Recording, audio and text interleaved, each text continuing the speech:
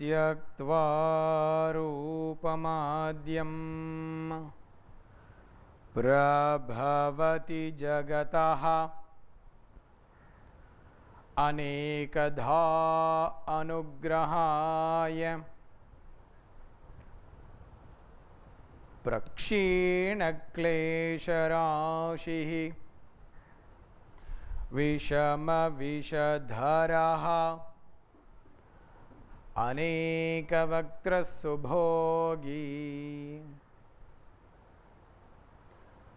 सर्वज्ञानप्रसूतिः भुजगपरिकरः प्रीतये यस्य नित्यं देवो हीशः स वो व्यात् सितविमलतनुः योगदो योगयुक्तः योगेन चित्तस्य पदेन वाचां मलं शरीरस्य च वैद्यकेन योपाकरोत्तं प्रवरं मुनीनां पतञ्जलिं प्राञ्जलिरानतोऽस्मि आबाहुपुरुषाकारं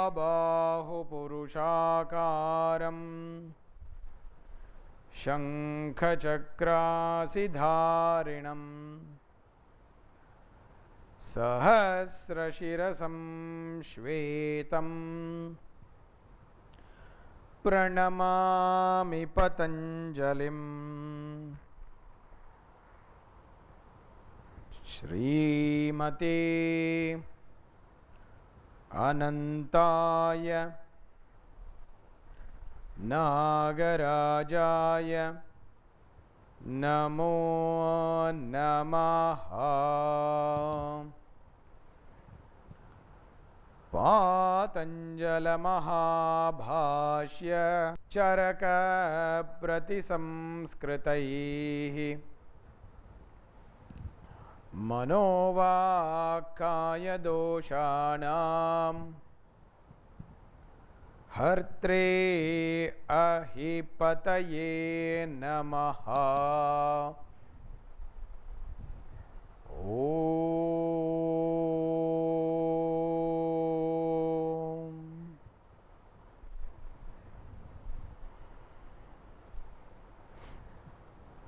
So last week we were discussing the sutra on abhyasa. Tatra sthitau yatnaha abhyasa. We defined what is the practice, what is abhyasa, and we discussed different commentaries given by Shankaracharya, Vyasa, etc., Krishnamacharya on how to understand what is called abhyasa. Abhyasa has been defined by Patanjali as a collection of techniques or methods that will help us to take towards a goal. Especially in this case, the goal is chitta vritti nirodha, and it will make us sustain this goal, stay in the state of chitta vritti nirodha, and not deviate from the chitta vritti nirodha, not fall from chitta vritti nirodha, etc. That is why Patanjali has said, Tatra sthitaha yatnaha abhyasaha. Tatra sthitau yatnaha abhyasaha. Sthitau means to remain there. Now, we all know that we have to practice in order to reach the state of chitta vritti nirodha. And Patanjali generally says, okay, here is a definition. It defines based on a function that has to be achieved. This is very important to understand. A practice is not based on a form, it is based on the function. This is what we discussed last time. And the function is that it takes us closer to chitta vritti nirodha state. As long as it is taking us in that direction, a practice is serving its purpose, otherwise it is not. Now, while doing this practice, what should we keep in mind? What are the things that should be kept in mind? What are the qualities that will make sure that this practice is gaining good foundation. That is what is defined in the next sutra. Satu dirghakala nairantarya satkara adara asevito drida bhumihi. This is a very important sutra. This also defines what we have to make sure, what we have to do to make sure that the practice is gaining a good foundation, a good value. So once again Patanjali presents a few attributes. Dirgha kala, nairantarya, satkara, adara. These are a few parameters he is saying. Asevitaha, the practice must be endowed with these qualities. It must be served with these qualities. So let us take each one and understand what it means. Dirgha kalam. Dirgha kalam means literally long time. The practice must be done for a long period of time. Now, does that mean that we have to do 5 hours of practice one day or 6 hours of practice one day? It does not literally mean that the practice must be done for a long time in one day. It means that the practice has to be done for a long period of time. A long period of time. And certain Acharyas like Vyasa and Shankara, etc., they are clarifying that how long is this long period of time. They say until you reach the state of chitta, vritti, nirodha, you have to keep doing it. It means until you reach the goal, you have to keep practicing it. There is no point in practicing it and stopping, practicing and stopping. You have to do it for a time that will help you, take you to that goal. Acharya, Krishnamacharya says slightly differently. He says, Dirgha Kala means Yavad Ayusham. Yavad Ayusham means literally as long as you have life. Means lifelong you have to practice. You should never give up practicing as long as you have life. What happens after we have no life, we don't have to worry about, we can't do much about it. But as long as we have life, we have to practice. The reason for this is because in yoga philosophy they say that nothing is permanent, not even the chitta vritti nirodha state is permanent. The moment you stop one particular direction of practice, which is towards chitta vritti nirodha, you stop it, something else will come back. Something else will come back and take over. This is what Patanjali says later in the 4th chapter as well. Tada vivekanimnam kaivalya pragbharam chittam. Even in the highest state, when he talks about when you are really close to kaivalyam, that means you are already in a very advanced stage of practice. Tat chidreshu pratyayantarani samskarebhyaha. When there is a small gap, small hole, all the old samskaras come back. Means all your old habits come back. So practice should be in such a way that it is done for a long period of time, because you don't want the old habits to come back. My father in this context always used to quote one story or one example about this. He would say, you take something called a habit. Suppose you have a bad habit and you are practicing for some time, you want to try to remove this bad habit. So you remove a little bit of the bad habit, you remove the H. A bit remains. You practice a little more, then you remove a bit remains. You practice even more, remove B, it still remains. That is the power of habit, especially old habits. Old habits which are bad. So that's why Acharyas like Krishnamacharya say that when you practice, you can't just practice for some time and say, okay, I have done my job for 3 months, I have done my job for 6 months, I am able to stand on my head for 20 minutes, now I don't have to do it. You have to keep doing it as long as you have life. Because the moment you give an interruption, something comes back immediately. It takes you by surprise. So this is another dimension of the meaning to what is called Dirgha Kalam.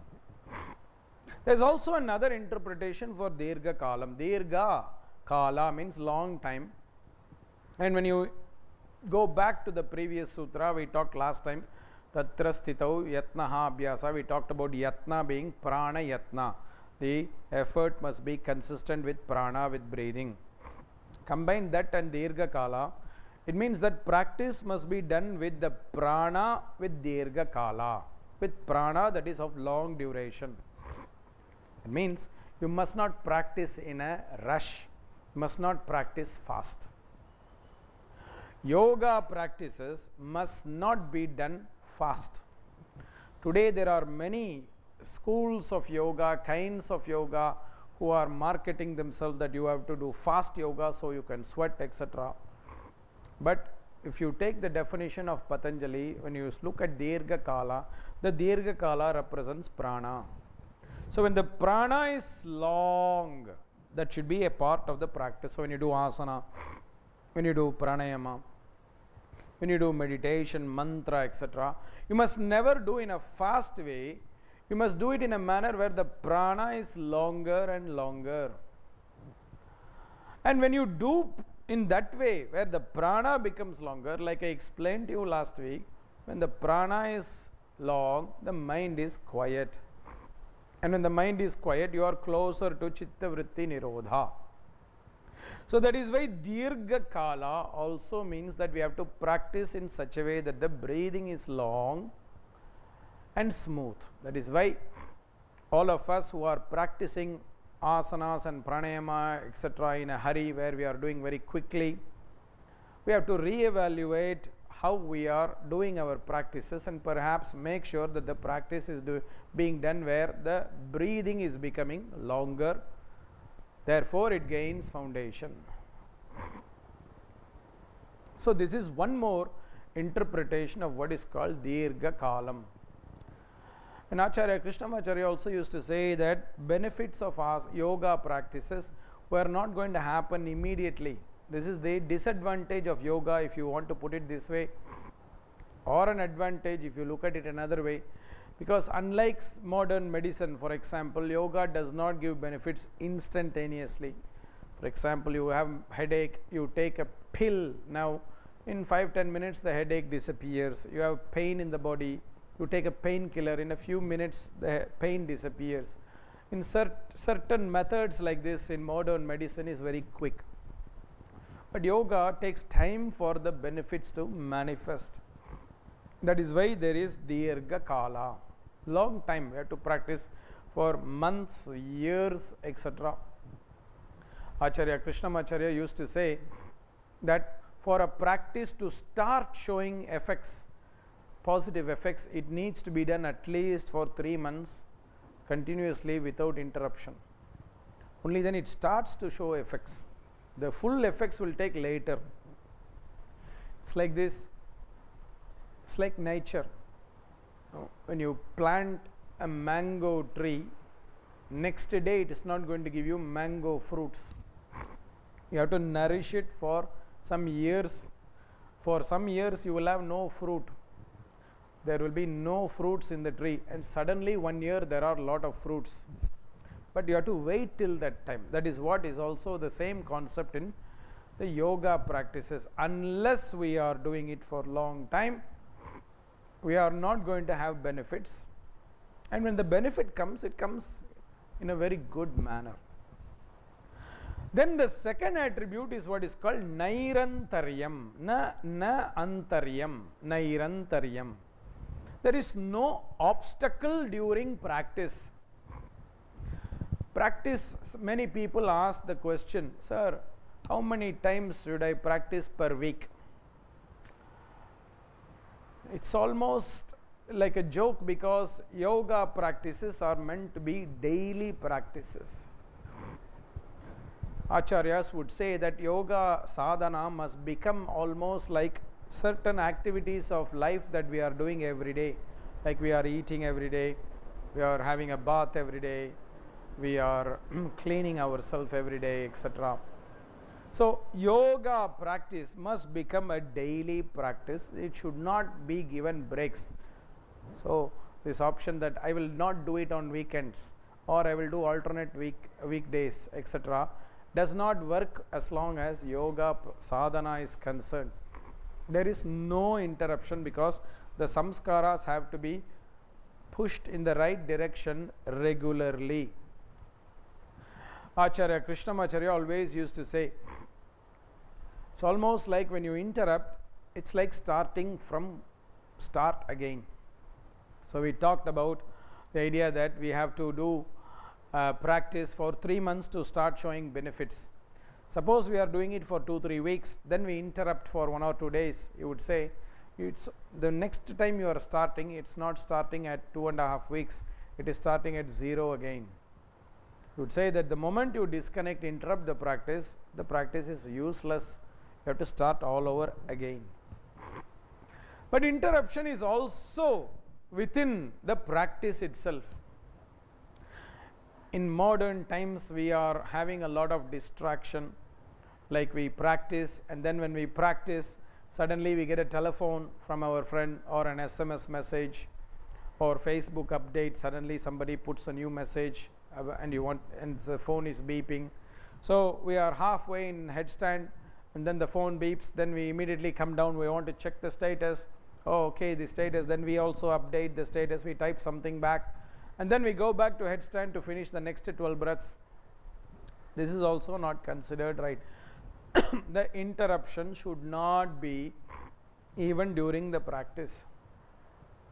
And in this context, yoga says that distractions can be either from outside, such as Facebook message, or neighbor making a nice breakfast, or television match, etc., cricket match on TV, or for sports on TV, or cinema on TV, etc. The interruption should not also come from inside. Sometimes the most fundamental distractions can come from our own mind. Oh, I forgot something. And then suddenly we start thinking about somebody else or something else, and we get distracted and we suddenly stop. So neither external nor internal distractions should interrupt the practice. That's why Dirgha Kala and Nairantarya are going hand in hand. They have to go together, otherwise there is no benefit. You cannot benefit from yoga practices unless it is done for a long time. This is the negative side of yoga, but it has a positive side because it takes time, it is more sustainable. So once you have achieved a state, you are not going to lose it so easily. Whereas if you achieve it something very quickly, you will lose it very quickly as well. So that is why yoga is a little bit more sustainable process, and therefore even though it takes time, it does not necessarily have to be negative. Satkara, very important aspect. Satkara means with the right attitude. With the right attitude. We have to believe that what we are practicing is of value. It's not enough if we are just mechanically practicing. We must have a positive attitude towards the practice that we are doing. Suppose I don't believe in the practice, that it is real, that it has some real value. That is why the word is satkaram. Sat means reality. If I don't believe in the practice, that I don't think it's going to give me benefits, it's not useful, but I'm just doing because somebody told me to do it. That's not the right attitude towards the practice as well. We have to have some amount of openness and positive attitude towards the practice, that it has some real value. Many people practice without having this attitude that it has got value. Even in modern medicine, now they have come to the realization that unless a person believes that this medicine will help that person, it's the chances that it won't help him is there.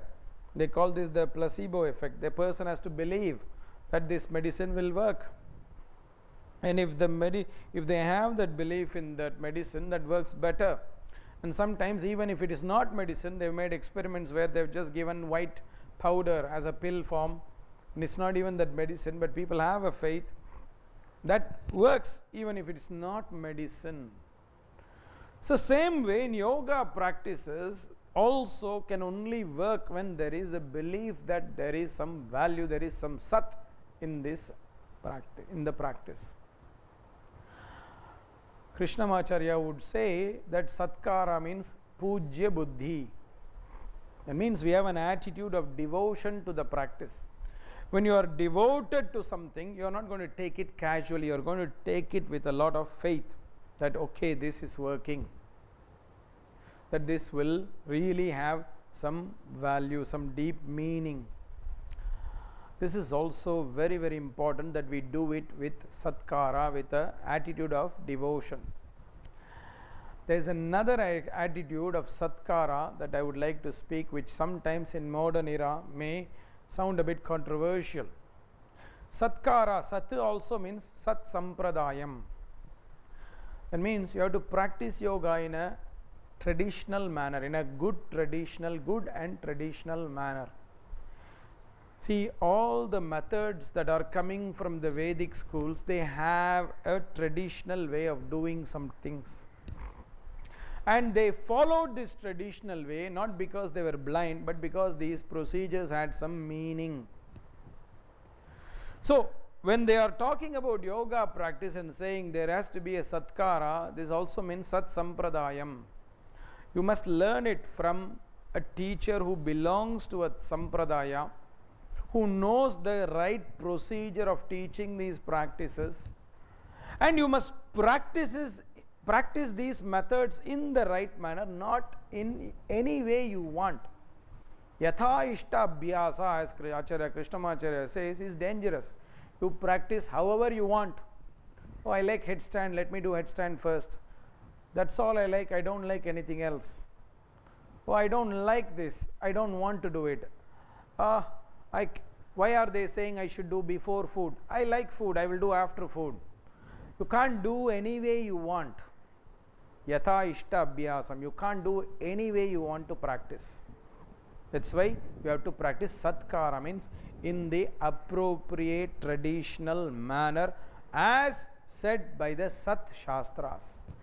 That's why Acharya Krishnamacharya and further Acharya Desikachar would always say that you must always find a teacher who has a traditional education of yoga teachings, who knows the Shastras, who knows how to understand the tools of yoga, because in the traditional context everything fit.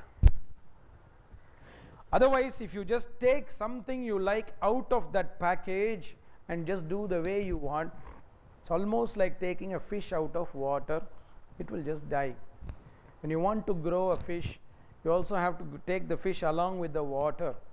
You cannot take it out of the water and say, I only like the fish, I don't like it to be in the water. The moment you take it out, it will die.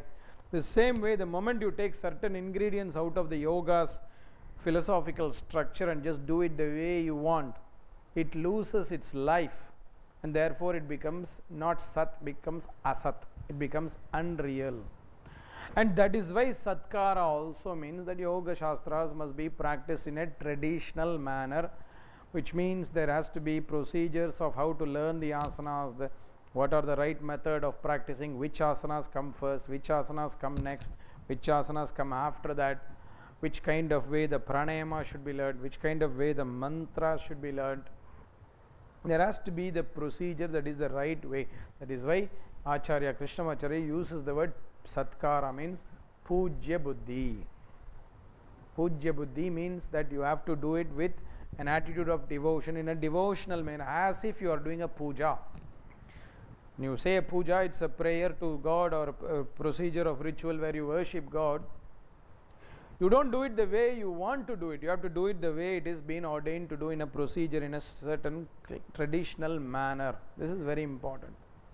So that is what is another meaning of the word satkara, and this has to be remembered by us, especially as we become more and more modern. We have the capacity or the tendency to give up certain traditional ways. In certain manners, yes, maybe in certain forms, yes, but in certain functions, we cannot give up certain things that have been established for a long time, and that is why the word is Sat Sampradayam, which means a Sampradaya that has established the Sat, the reality. Reality is something that is not always changing, that is something that remains constant, that gives a very good platform. The fourth dimension that Patanjali talks about is what is called Adara. Adara means with great eagerness, with joy. Sometimes we may believe that something is right, we may believe that there is some value, but we don't have the eagerness. A classic example I can think about is, sometimes I am talking to certain people, and these people are also, let us say, religious people, and they say, oh yes, this temple in Tirupati, it is so special, the God there is so powerful, etc. But that queue is for so long queue, we have to wait. I am not really so motivated to wait in this queue. They are not eager because there is some obstacle. Adara means you are eager. It doesn't matter whether there is obstacles or not, you are always eager to practice. There is a lot of enthusiasm. The word used by Vyasa is a very interesting word. It's called utsaham. There is motivation. You are motivated to practice. You are not saying, I have to drag myself to practice. You are motivated to practice.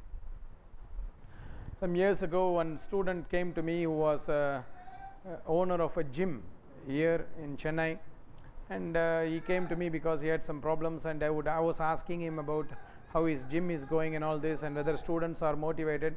And he shared with me one story. He said, sir, we get most number of sign-ups on the 1st of January every year.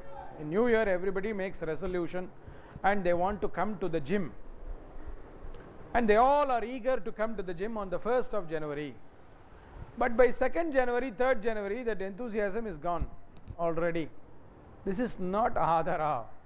Adara is a sustained motivation. Whatever is the motivation on the first day, the same motivation is on the last day of the year.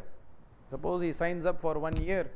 The same motivation that he has on the first moment should be that on the last moment. That is why the practitioner who is new and beginner, who has an eagerness to learn yoga in the beginning, the same enthusiasm he must have after 10 years of practice, after 20 years of practice, after 30 years of practice. He must have the same utsaham, the eagerness. Must feel always joyful. I want to do, etc.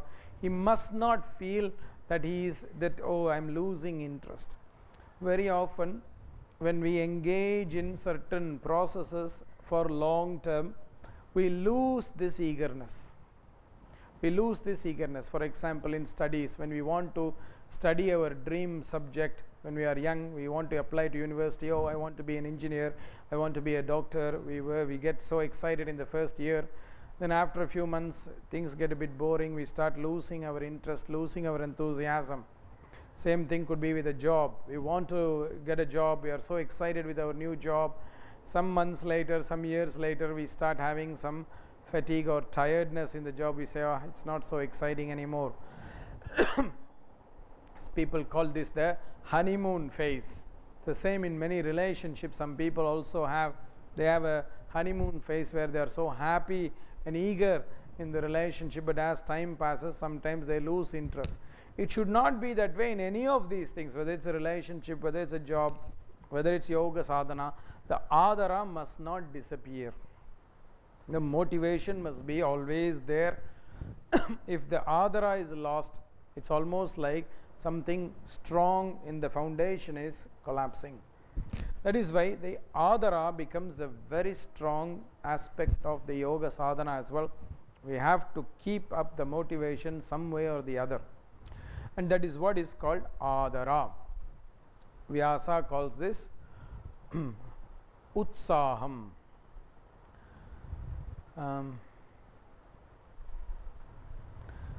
Asevitaha means served with. All these 4 qualities must be there. Again, the concept here is not that some of these 4 are there. I cannot say, okay, I will do dirgha kala nairantarya, but I will not do adara or satkara. Or sometimes people will say, I will do dirgha kala and satkara, but interruption will be there and adara will not be there. We cannot pick and choose here. All the four has to be there for the practice to work. If all the four are not there, that will not work. It's almost like when you take a table or a construction which has four solid pillars that hold up the building or the table. For example, I'm sitting on a chair with four solid structures that is holding it. All four are important. If I chop one off, it becomes unstable. If I chop two off, it becomes even more unstable. If I chop three or four, it's not there, it's collapsing. The same way, all four has to be there for the practice to have dridha bhumihi. The same example, the chair is standing firm because of all four structures. The same way, unless all the four aspects of practice is there, the practice does not get strong foundation. It doesn't get value. Now, what is strong foundation mean? What basically Acharyas like Vyasa and Shankara are saying is that you don't have to worry about chitta vritti nirodha, because the more stronger you are establishing yourself in the practice will automatically take you closer to chitta vritti nirodha. You don't have to worry about, oh, I have to be close to chitta vritti nirodha. Just stay with the practice. The more strong it becomes, the more closer you automatically go towards chitta vritti nirodha, and that is what it does. The strong foundation in this context means that it takes you closer to the goal. It keeps you in the path. The path becomes more and more stable. Krishnamacharya uses an interesting comment. He says, what is the meaning of dridha bhumi? He says, dhatu dardyam, indriya shakti, sharira vrittihi amogha bhavati. He says, when we say dridha bhumihi, three things happen. Dhatu dardyam. Dhatu means the seven dhatus. In our human structure, we have seven foundational structures that is considered to hold the body. They are called the dhatus. Rasam, raktam, mamsam, medas, asthi, majja, shukra. Rasa means the blood plasma, the essence of the digested food. That is leading into the next one, that is called rakta. Rakta, blood. Mamsa, the flesh or muscles that we have. Then medas, the fat that we have. Asti, the bones that we have. Majja, the bone marrow. And shukra, the reproductive fluids. And according to Ayurveda and Yoga, the dhatus are what support the body, what is going to keep the body in a supported manner. Dhatu dardyam means dhatus become very stable. They become strong. And when the dhatus are strong, that means you are strong, you are stable. You don't get unstable. You become stable. Not only that, indriya shakti. Indriyas gain strength. What is the meaning of indriyas gaining strength? That means you can see better, you can hear better, you can smell better, you can taste better, etc. The indriyas, jnanendriyas and karmendriyas. You can also respond better. Your communication improves. Your hands become stronger. Feet become strong, etc. There's two groups of indriyas called jnanendriyas and karmendriyas. They also become strong. They also gain strength, shakti. Sharira vrittihi amogha bhavati. Sharira vritti means the body's functions. The body's functions. What are the body's functions? There are so many functions. Body has to digest food. Body has blood circulation. Body has immune system.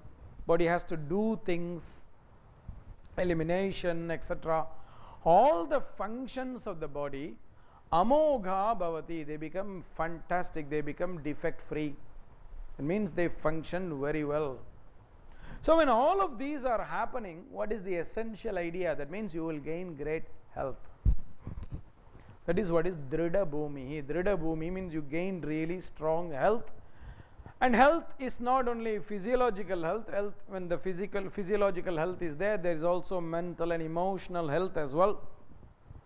Because among the indriyas, there is also the mind, that is one of the indriyas. So the whole body becomes healthy, and therefore you are closer to chitta vritti nirodha, because the yoga and Ayurveda school, they say that body was originally created with a certain function, and when the body is healthy, it is able to perform certain functions. One of the function is to be attentive, because that is an important aspect of our system. Our system has to be attentive.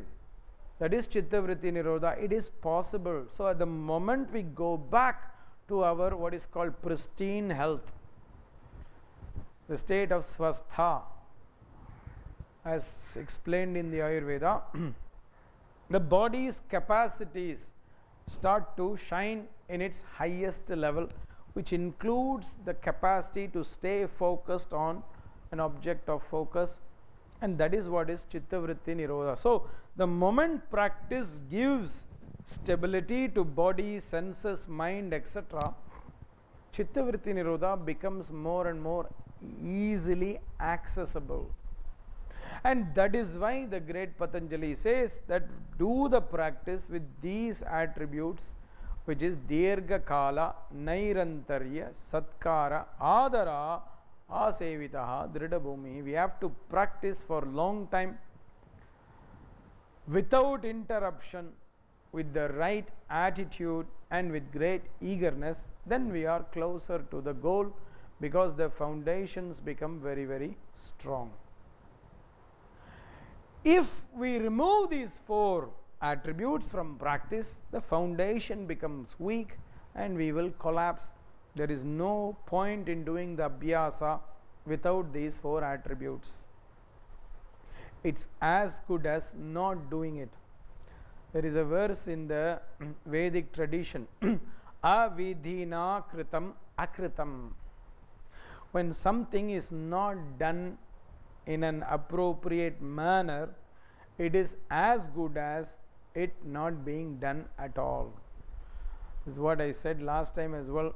Sometimes people say something is better than nothing, but Vedic tradition says nothing is better than nonsense, and this is a very important attribute, especially to remember during practice. So that is why for all of us today as practitioners of yoga sadhana, we need to remember how to bring in these four attributes of dirgha kala. Focus on the practice for a long time. Make sure that the breathing is long during the practice. Nairantarya, make sure that the practice is not interrupted both over a long period of time or during the short period of time during the practice itself. Satkara, practice in the traditional manner with a good attitude, in a devotional manner, almost in a reverential manner, as if practice is prayer. And finally, practice with motivation, so that you feel excited about the practice, so that it also brings some power to the practice and it elevates the practice. When we are doing practice in this manner, our practice is safe and we are closer to the goal. So this is the sutra, Satu dirgha kala nairantarya satkara adara asevitaha drida bhumihi.